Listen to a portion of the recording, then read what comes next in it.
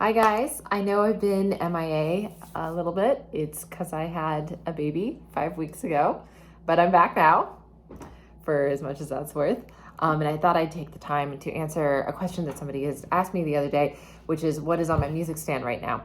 And since I've come back to practicing postpartum, I came back to it a few days after giving birth, and boy, it sucked. I mean, it was just like, it sounded so bad. My fingers were all swollen, my legs were swollen, so I couldn't play unless I was like jogging them kind of. It was really bad. The first thing that I played was a Bach saraband, one of these partita movements that I'd played when I was like 12 years old, and it sounded so dreadful that Ilya actually poked his head into the room and asked if everything was okay.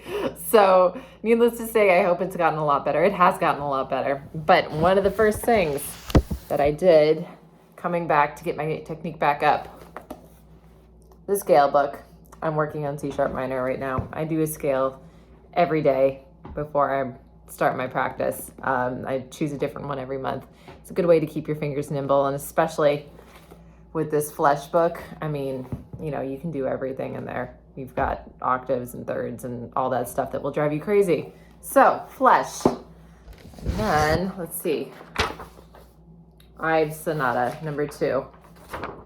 This piece has been in my rep for a while. I even have a recording of it on YouTube, but I don't like it very much. So I figured we should record it again. I really want to record all of the Ives sonatas. There's 4 of them, so I have one that I'm happy with right now, and one that I'm not happy with, and 2 more to learn.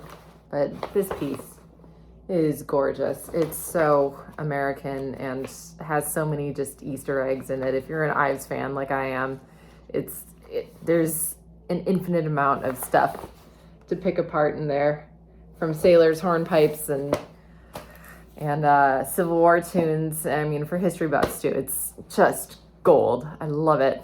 And let's see what else. My Bartok duets, of course, 44 duos, which I kind of dropped the ball on recently, but I've been working on, let's see, like 5 of them or something. Want to get those done. That's been on my to-do list forever. And the last thing is my Yazai sonatas. So again, I have 2 recordings out on YouTube that I am happy with, the 3rd sonata and the 2nd sonata, and it felt like high time to do the 1st sonata. And this piece feels big, just really big, and heavy. There's just dense. I suppose all of Yazai's stuff is really like that. I mean, this looks fun. This looks great fun. And you can see in this piece where he's starting to, all of those things are just unequivocally Ives, these fingering patterns that you just start to see more and more of as he goes on in his sonatas.